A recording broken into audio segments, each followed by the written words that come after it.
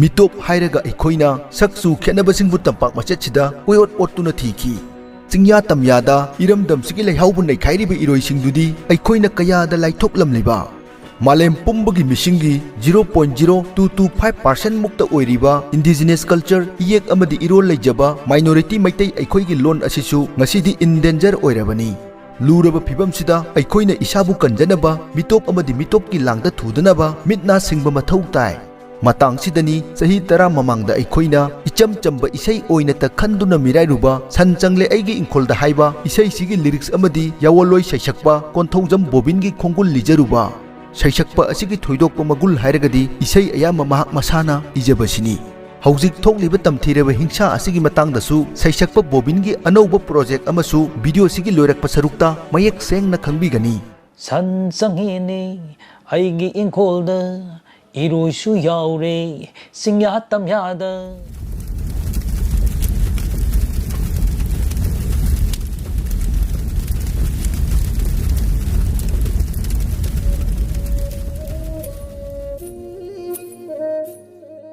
imana pamay sa malay sagi adu matiem ta sa mukana sakanda ay langoy sahi tara kun sai salapagi mahidu ay aduda phangye kana khanjaba mi oibana akoina wadana wara adi akoi nuwar adam ne haiba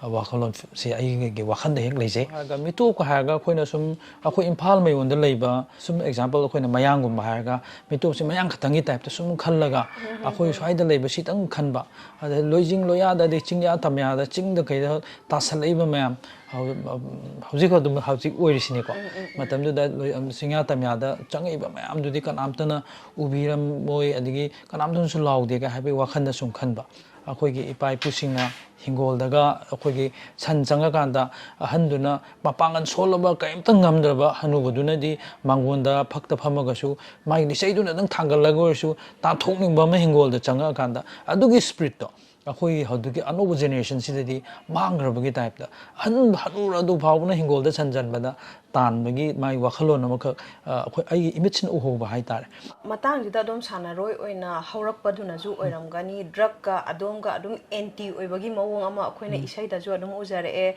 yu nang kai daw lairami bu hai taraga ju aduga amuksu nasamuk bharat abhiyan da ju adom star campaigner amo oina hotna birai yam achauba role ama lobbirai matang jida war on drug ki matang da adum na isai amaju yam phajaba isai amaju sakpi ki haipet tang mayam da ningsing mina poina haipet ang biba yatra hu busanani kana lalulibami ngai nangi wakal ngai ko nangi thamoi sana nate hu ni ne hu miyoi kayagi punsibu manghanba imung kayabu thugai ri bahu hu ni ne hu tamthira bahu ningthau na te na hakti kingpin ni kingpin khonai sibu manghanba drug load si ma text dam thanjarage hawjiki adom na habiri ba uje yam phajaba lei oina ju sat pani na hawjiti manipur gi chingya mafam ayam bada kaino gi satlak paje thingna bo hotna rakpa matam da pn da ba community khara miyoi khara na hawra kanda community khara punjana ra kanda community sing bu pulak masak thian bagi mawong ama ju leire manipuri amoina adongi wakhalon phibam ji da leiri ba chatharak liba lan asida conflict asida adongi wakhalon kitam thambi yamna phajaba question ni ado aina sidadi aigi personal oiba aigi oiba thamoi gi oiba moina I thamsage ado tasengna di sigi timing sidadi ai isai medium na phongdok chubduna moiraga sigi matang sida comment pbc yamna critical oiba matam amadi oi adubu aina mioiba moina aigi wakhalon dadi ai isadi aidi mina mibu nungsibase aidi yamna pamjai akhoi asagi le chatpa adu mafuruk oina horakte aduna akhoi ipai punadi akhoi menungsi chawba mi awaba urga mateng pangba aduga akhoi da singlerak pakandani akhoi yam thina akhoi ꯇꯝꯊꯤꯕ ꯔꯣꯜ ꯑꯃ ꯑꯩꯈꯣꯏꯒꯤ ꯃꯥꯂꯦꯝꯗ ꯑꯃꯨꯛꯇ ꯊꯣꯛꯇꯕ ꯃꯑꯣꯡꯗ ꯑꯩꯈꯣꯏ ꯑꯗꯨꯝꯕꯒꯤ ꯄꯥꯡꯒꯜ ꯊꯧꯅꯥ ꯃꯌꯥꯝ ꯑꯃꯁꯨ ꯑꯩꯈꯣꯏꯒꯤ ꯏꯄꯥ ꯏꯄꯨꯅ ꯑꯩꯈꯣꯏꯒꯤ ꯁꯤꯡꯂꯤꯗ ꯏꯗ ꯅꯥꯎꯔꯤꯗ ꯂꯣꯏꯅꯃꯛ ꯑꯩꯈꯣꯏꯗ ꯄꯣꯛꯄꯗ ꯑꯩꯈꯣꯏꯒꯤ ꯂꯩꯍꯥꯎꯁꯤꯗ ꯑꯗꯨꯝ ꯑꯩꯈꯣꯏ ꯌꯣꯝꯃꯒ ꯑꯗꯨꯃꯥꯏꯅ ꯂꯥꯛꯑꯕ ꯐꯨꯔꯨꯞ ꯑꯃ ꯑꯣꯏ ꯇꯣꯜꯂ ꯇꯥꯔꯕ ꯑꯗꯨꯗ ꯃꯇꯦꯡ ꯄꯥꯡꯉꯒꯗꯤ ꯑꯩꯒꯤ ꯄꯨꯟꯁꯤꯁꯦ ꯍꯦꯟꯅ ꯅꯨꯡꯉꯥꯏꯅꯤ ꯍꯦꯟꯅ ꯈꯟꯕ ꯑꯗꯨꯒꯨꯝꯕꯒꯤ ꯂꯤꯛꯂꯝꯗꯣ ꯏꯄꯥ ꯏꯄꯨꯅ ꯑꯩꯈꯣꯏꯗ ꯊꯝꯕꯤꯔꯝꯃꯤ ꯑꯗꯨꯅ ꯍꯧꯖꯤꯛ ꯊꯣꯛꯏꯕ ꯑꯩꯈꯣꯏꯒꯤ ꯏꯔꯥꯡ ꯅꯠꯇ꯭ꯔꯒꯅ ꯍꯧꯖꯤꯛ ꯊꯣꯛꯏꯕ ꯊꯣꯛꯅꯤꯡꯗꯕ ꯊꯧꯗꯣꯛꯁꯤꯡ ꯑꯁꯤꯗꯤ ꯑꯩꯗꯤ ꯁꯤ ꯑꯩꯒꯤ ꯑꯣꯏꯅꯗꯤ ꯃꯁꯤ ꯀꯅꯥꯒꯨꯝꯕ ꯈꯔꯅꯒꯤ ꯊꯧꯏꯟꯁꯤꯟꯗ ꯀꯅꯥꯒꯨꯝꯕ ꯈꯔꯅ ꯊꯥꯛꯄ ꯂꯥꯡꯗ ꯑꯩꯈꯣꯏ ꯊꯨꯕꯅꯦ ꯍꯥꯏꯅ ꯑꯩꯗꯤ ꯂꯧꯖꯩ ꯃꯔꯝ ꯑꯗꯨꯅ ꯑꯩꯈꯣꯏꯗ ꯊꯥꯛꯏꯕ ꯂꯥꯡꯁꯤ ꯀꯅꯥꯅꯣ ꯑꯩꯈꯣꯏꯅ ꯇꯥꯏꯅꯒꯗꯕꯅ ꯀꯅꯥꯅꯣ ꯑꯩꯈꯣꯏꯅ ꯑꯣꯟꯁꯤꯟꯒꯗꯕꯅ ꯀꯅꯥꯅꯣ ꯑꯩꯈꯣꯏꯅ ꯗꯤꯐꯦꯟ ꯇꯧꯗꯧꯕꯅ ꯀꯅꯥꯅꯣ ꯍꯥꯏꯕꯁꯤ ꯑꯩꯈꯣꯏꯅ ꯃꯁꯤ ꯃꯨꯟꯅ ꯏꯆꯤꯟ ꯏꯅꯥꯎ ꯃꯌꯥꯝ ꯑꯩꯈꯣꯏ ꯈꯟꯊꯃꯤꯟꯅꯕ ꯆꯪꯉꯤ ꯍꯥꯏꯅ ꯑꯩ ꯊꯝꯖꯒꯦ ꯃꯤꯑꯣꯏꯕꯅ ꯑꯩꯈꯣꯏꯅ ꯋꯥꯗꯅ ꯋꯥꯔꯛꯑꯗꯤ ꯑꯩꯈꯣꯏ ꯅꯨꯡꯉꯥꯏꯔꯛꯑꯗꯕꯅꯤ ꯍꯥꯏꯕ ꯋꯥꯈꯜꯂꯣꯟꯁꯤ ꯑꯩꯒꯤ ꯋꯥꯈꯜꯗ ꯍꯦꯛ ꯂꯩꯖꯩ ꯃꯤ ꯑꯃꯒꯤ ꯄꯨꯟꯁꯤꯗ ꯃꯥꯒꯤ ꯗꯤꯕꯂꯞꯃꯦꯟ ꯑꯃ ꯑꯗ ꯑꯑꯣꯟꯕ ꯑꯃ ꯂꯥꯡꯑꯣꯟ ꯑꯃ ꯂꯪꯗꯥꯏ ꯑꯃ ꯂꯥꯛꯄ ꯃꯇꯝꯗꯗꯤ ꯀꯔꯤꯒꯨꯝꯕ ꯈꯔ ꯆꯥꯝꯊꯣꯛꯄ ꯀꯔꯤꯒꯨꯝꯕ ꯈꯔ ꯑꯃꯥꯡ ꯑꯇꯥ ꯊꯣꯛꯄ ꯑꯩꯅ ꯏꯁꯥꯁꯤ ꯁꯦꯡꯗꯣꯛꯄ ꯃꯇꯝꯗꯁꯨ ꯏꯔꯨꯖꯕ ꯃꯇꯝꯗꯁꯨ ꯑꯩ ꯍꯛꯆꯥꯡꯗꯒꯤ ꯀꯔꯤꯒꯨꯝꯕ ꯈꯔꯗꯤ ꯑꯗꯨꯝ ꯀꯩꯅꯣ ꯇꯧꯈꯤ ꯁꯝ ꯀꯛꯑꯁꯨ ꯁꯝꯗꯤ ꯑꯗꯨꯝ ꯃꯥꯡꯒꯤ ꯑꯗꯨꯕꯨ ꯑꯩꯒꯤ ꯑꯗꯨꯝ ꯑꯐꯕ ꯑꯃꯗꯤ ꯄꯣꯔꯛꯏ ꯑꯗ ꯑꯩꯗꯤ ꯁꯤꯒꯤ ꯋꯥꯐꯝꯁꯤꯗ ꯊꯥꯖꯖꯔꯒ ꯍꯟꯗꯛ ꯊꯣꯛꯏꯕ ꯊꯧꯗꯣꯛꯁꯦ ꯁꯤ ꯃꯅꯤꯄꯨꯔꯒꯤꯗꯃꯛꯇ ꯃꯅꯤꯄꯨꯔꯤꯁꯤꯡꯒꯤꯗꯃꯛꯇ ꯌꯥꯝꯅ ꯑꯐꯕ ꯇꯥꯡꯀꯛ ꯑꯃ ꯑꯣꯏꯔꯛꯀꯅꯤ ꯍꯥꯏꯕꯁꯦ ꯃꯁꯤ ꯑꯩꯈꯣꯏꯒꯤꯗꯃꯛꯇ ꯑꯐꯕ ꯑꯃ ꯂꯥꯛꯑꯝꯗꯥꯏꯒꯤ ꯑꯩꯈꯣꯏꯗ ꯑꯐꯕ ꯑꯑꯣꯟꯕ ꯑꯃ ꯅꯍꯥꯟꯈꯣꯏ ꯁꯨꯡꯇꯧ ꯇꯧꯔꯝꯗꯕ ꯅꯍꯥꯟꯈꯣꯏ ꯐꯪꯉꯨꯗ꯭ꯔꯕ ꯅꯍꯥꯟꯈꯣꯏ ꯃꯥꯡꯈ꯭ꯔꯕ ꯑꯩꯈꯣꯏ ꯏꯄꯥ ꯏꯄꯨꯁꯤꯡꯅ ꯆꯠꯅꯔꯝꯕ ꯂꯤꯛꯂꯝꯗꯣ ꯑꯩꯗꯤ ꯍꯧꯖꯤꯛ ꯆꯞ ꯆꯥꯅꯃꯗꯨꯒꯤ ꯑꯃꯨꯛ ꯃꯇꯝꯗꯣ ꯌꯧꯔꯦ ꯍꯥꯏꯅ ꯑꯩ ꯂꯧꯖꯔꯒ ꯃꯅꯤꯄꯨꯔꯗ ꯍꯦꯛ ꯂꯩꯔꯤꯕ ꯑꯉꯥꯡ ꯃꯆꯥꯗꯒꯤꯅ ꯑꯍꯟ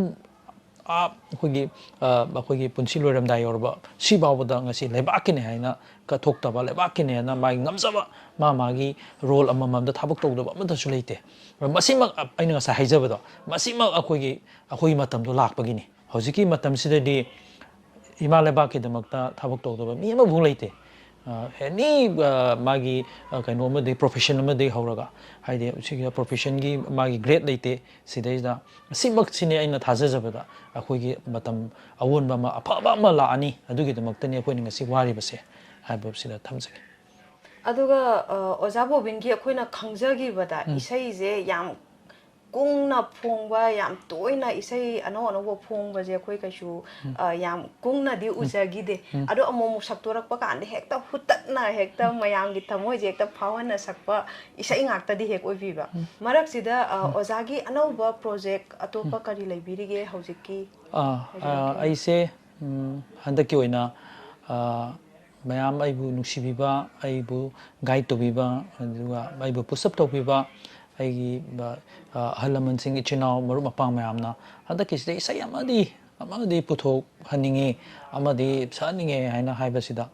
ꯑꯩꯁꯨ ꯅꯍꯥꯟꯗꯒꯤ ꯁꯨꯝ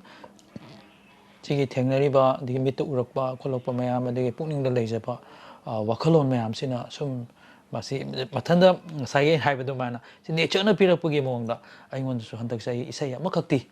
ꯑꯩ ꯄꯨꯊꯣꯛꯑꯒꯦ ꯍꯥꯏꯗꯅ ꯑꯩ ꯁꯦꯝꯕ ꯁꯥꯕ ꯂꯣꯏꯖꯔꯦ ꯑꯣꯗꯤꯑꯣ ꯚꯔꯖꯟ ꯑꯣꯏꯕ ꯌꯥꯏ ꯅꯠꯇ꯭ꯔꯒꯅ ꯑꯩꯈꯣꯏꯅ ꯂꯤꯔꯤꯛꯁ ꯚꯤꯗꯤꯑꯣ ꯑꯣꯏꯕ ꯌꯥꯏ ꯑꯗꯨꯒ ꯃꯌꯥꯝꯒꯤ ꯊꯧꯒꯜ ꯑꯣꯏꯅ ꯍꯥꯏꯖꯕ ꯇꯥꯔꯦ ꯃꯅꯤꯄꯨꯔꯗ ꯈꯨꯟꯗꯥꯔꯤꯕ ꯏꯆꯤꯟ ꯏꯅꯥꯎ ꯈꯨꯗꯤꯡꯃꯛꯇ ꯑꯩꯅ ꯏꯁꯩ ꯑꯁꯤ ꯑꯩꯅ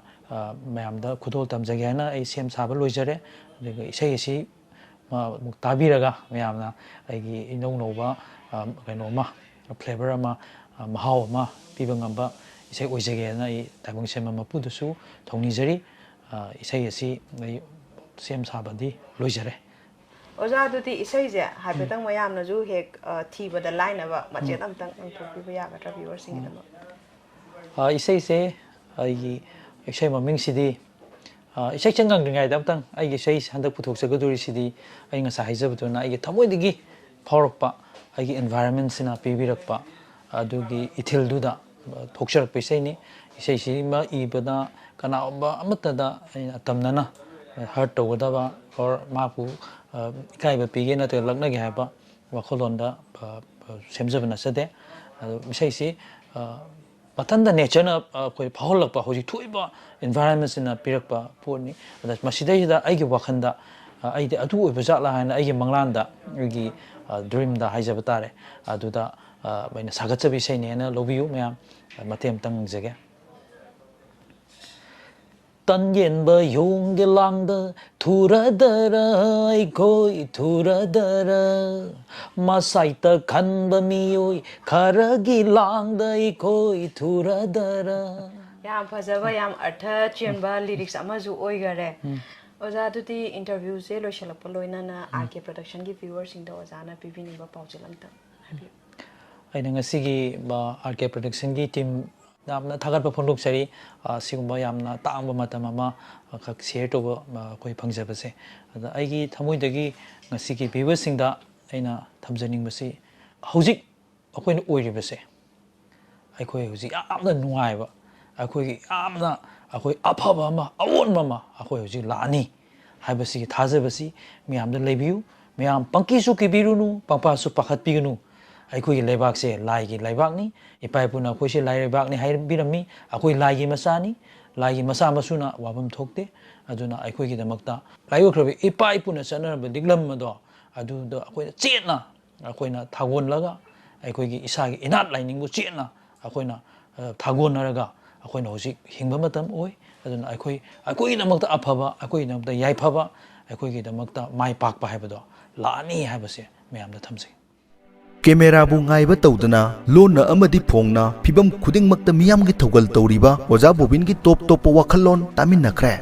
इंडेंजर मणिपुरी लैंग्वेज हाइनसु खंगनबा मैतै लोनसे अखोइगिनी मसिमक्नसुनी Manipur state commission for scheduled tribes government of Manipur अमदि यूनेस्को ना मैतै यावलोय सैसक्पा बोबिनगी थौदांगबु रिकॉग्नाइज तौबो ओइना बेस्ट सिंगर अवार्ड ऑन 2022 खुदोल तंबिरखिबा Mahatma Gandhi international peace award 2022 सु फंखी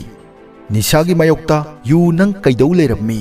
सोशल इविल्स की मतंगदा यादब लेते याई MLM द मांगख्रब कयागी येंगदुना सखिबा बिमोला सेंदोई चाबी बिमोला परसेंटेज येनबा हईबा वोट फाउब काबा याबा सिनफमगी मतंगदा ठिकादारना सिंगबा इशै कया सखरबा अमदी मसाना इजखिबा ओजा बोबिनगी अनौबा इशै तन येनबा योंग असिनसु मियामदा अनौबा वखल अमदी थोहनबा याई हाइबसी आरके प्रोडक्शन की थाजबनी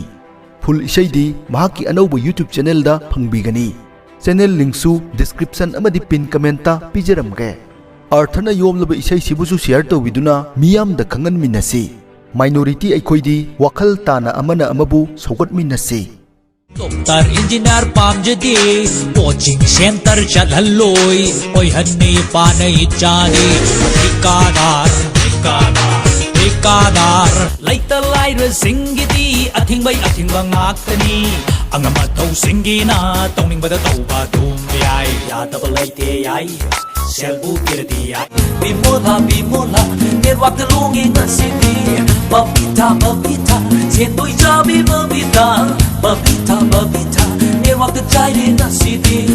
atubune ngasi ginaharo cha onisha the town river khangu nisagi mo tan yen ba yong de langda thura darai khoi thura